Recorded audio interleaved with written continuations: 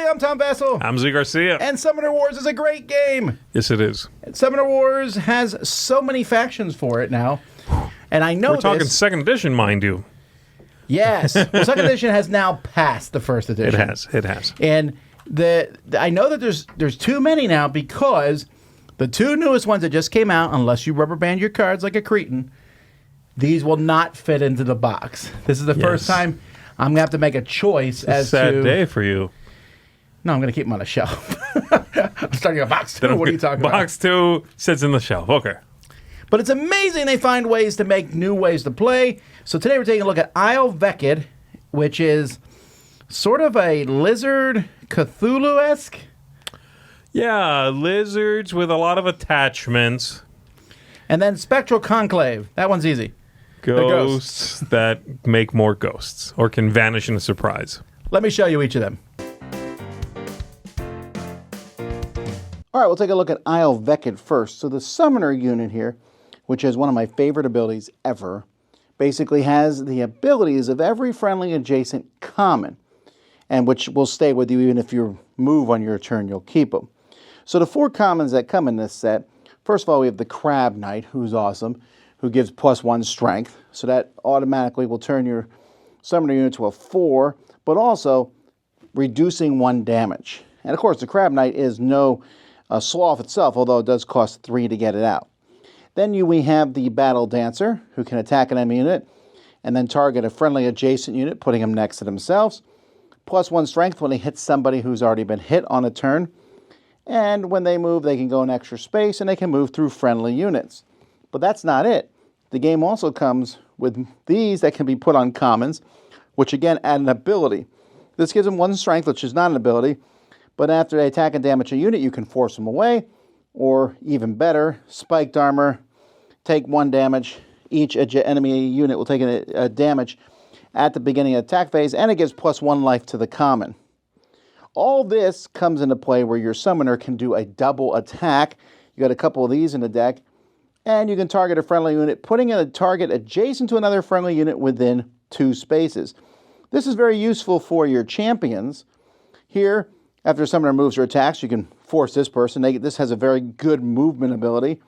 This, pretty awesome. I think it's an otter with claws. Anyway, at the end of your turn, you can spend a magic to remove 2 damage. It's an expensive thing to do, but it does keep them alive. And then Y2. Here, this has 8 attack. I think that's the biggest in the game so far. And if you roll a magic, it does 1 damage to each enemy card adjacent or diagonal to the unit. Which, by the way, it costs 8 to get this thing out. So this is a monster, but it also has a monstrous cost. On the other hand, a Spectral Conclave is death by 1,000 cuts. This illusionist here, who has some pretty low hit points at 11, lets you spend a boost to bring an illusionary unit from your discard pile and summon it next to them for free. Now, they're free to summon anyway, but they can keep coming back to life. We have the Stag, who can move an extra spot, and you can kill it when an enemy unit ends their move next to it, which lets you put a boost on the summoner, which lets you bring it back. The Fox here, which moves an extra space after they attack, and if an enemy moves next to it, you can do the same thing. And then the Hawk, which really doesn't look like a hawk, but whatever. You can force someone 1 space, and again, you can discard it. So you can constantly be running these around, discarding them, and just have your summoner bring them right back. You even have a split card here, which lets you double one of them if you have one in your discard pile. Your summoner can exchange places with a friendly common, which is pretty useful. Here you can target an enemy common. This one is just a nasty little card here. That's why it costs 1. When you put it on an enemy unit, and when this card's discarded, you also kill that unit if it's in play. Then boost your summon. Now, fortunately, this can't be done to champions, but still, get rid of that annoying common that your opponent has. Here you boost your summoner, and then you get 2 extra units. And you'll have flooded the field with your illusionary units. Then we have the champions. Whenever they attack an enemy unit, this unit can target a friendly illusionary common, and they get an extra attack. Here, the first time a friendly illusionary unit that is adjacent or diagonal is destroyed, your opponent does not gain magic. Real annoying to the opponent. You want to get this one out early. And here, you can exchange places with a friendly illusionary unit. So this is a fairly contained deck. You're probably not going to do a lot of deck building just because everything works with the illusionary units.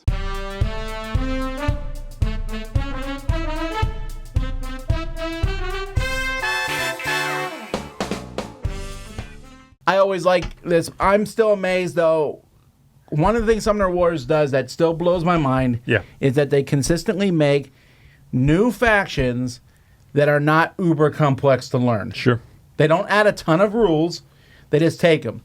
Now, like I said in the overview, I don't do a ton of deck building in this, although the app lets you mess with that a little bit. Yeah. But the Spectral Conclave is one of the few decks I've seen where I don't know that I would ever mess with it. The only thing I could see would be taking out the Mind Mages, which now that I'm thinking about it, and show you the Mind Mages in the overview. Mind Mages, because I got so caught up in showing the Spectral stuff. Yeah. Mind Mages let you attack an enemy, and you can even take over turn a them, common right? for one turn, which is pretty good. But they don't necessarily have to be in this deck. You can put in something else. But all the other stuff, the champions, the Spectrals, the events, they all point at, well, the Spectral stuff. Yeah. Death by 1,000 cuts. Yeah, and it's, again, like I alluded at the top, they have that ability of, oh, you move next to me, poof, I'm gone. Which is weird. And then you bring them back from the discard later on. They're also mostly free, you know. It's like a white Magic the Gathering white swarm deck, a little bit. To that end, I think even though the rules are not complex, this would be on the upper level of complexity on how to play it well. For someone who's new, you got to figure out, when do I kill these people? Like, you're pulling them off the board. I can bring them back. I can only bring back one per turn, really. Okay. So I got to be, mindful of that, or I can split one into two. I don't know if I agree with you. I definitely, of these two, I would say the other one is much more complex to play. Because you have a main central figure that is taking keywords from everyone around them. That right there is always such a barrier. I'm not saying of the two. I'm just saying, in Summoner Wars decks, if I had a new player playing, I don't know that I'd give him this one. I don't feel that strongly about it. I think it's not too bad. Yeah. I think it's neat. I think it's a good, interesting ability. I did not find it to be, at no point in my head was I going, oh, this would be a challenging one for new people. I just didn't feel that way. No, I get that. The other one, I do feel that way about. They have a lot of attachments, the Isle Vekkid guys, a lot of attachments. Your main guy is taking keywords from people around them. Which makes me want to deck build with him. Yeah. To see what commons I can stick in that. Although I'll tell you, the one that gives you the toughness is a beast. Yeah, they're very resilient, these lizards, and hit hard, right? You can have attachments that make them hit harder, make them shrug off hits. They're tough. They're very tough. Yeah, they're interesting. We usually, when we get the two new decks, we play them against each other, right? Yeah. But it's interesting to see them go into the dynamic of Summoner Wars as a whole. Mm-hmm. I think they're two very different styles. Very much so. Very much so. Like, I like the one where you're pulling abilities. I'm like, how big can I make this? It's a little like the Filth almost. Because the Filth had that one champion who's like sucking up all the bones of everyone else. I don't know. There's just something about that that excites me. But the ghosts, it's neat to see that swarm. There hasn't been a swarm in a while since the Sand Goblins, and this one works really well. Yeah, there's a couple of them, and I do tend to enjoy those. There's something about drawing a hand of cards, and you look and go, wow, half of what I'm holding is free to play. That's neat. At that point, you just kind of need more gates, So I enjoy that one, and you're right. It's been a little bit since we've gotten that kind of play style. It's very fun.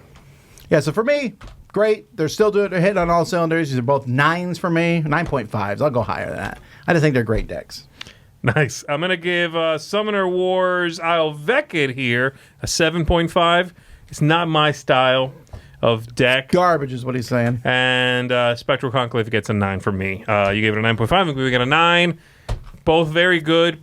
Both, they got to be in the 30s by now of decks that they've come out with. There's definitely a lot of them. Right? So kudos just for making more and still being different. Right there, that's enough.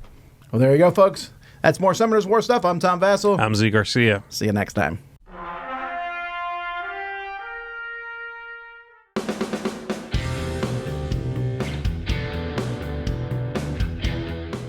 Hey everybody, thanks for watching this video. If you like this review or whatever you just watched, wasn't it amazing? Check out our channel, Dice Tower. We have all kinds of things. We review games, we do top 10s, we play games live. It's all about board games, but especially the people who play them. Check out Dice Tower YouTube channel.